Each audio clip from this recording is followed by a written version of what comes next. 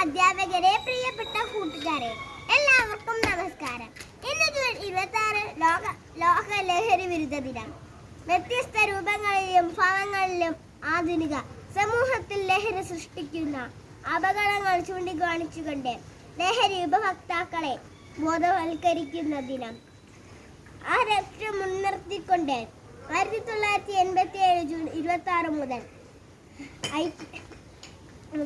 ഐക്യരാഷ്ട്ര സംഘടന ലഹരി വിരുദ്ധ ദിനമായി ആചരിക്കുന്നു. ലോകത്ത് വ്യാപകമായി ലഹരിക്കെതിരെ ജനകീയ മുന്നേറ്റങ്ങൾ നടക്കുന്നതിന്റെ ലഹരി ഉപയോഗവും വർദ്ധിക്കുന്നു.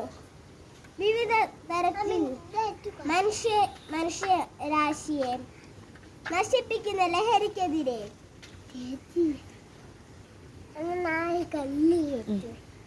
പ്രവർത്തിക്കാൻ ലഹരി ഉപഭോക്താക്കളെ ബോധവൽക്കരിക്കാൻ ഈ ലഹരി വിരുദ്ധ ദിനം കാരണമാകട്ടെ.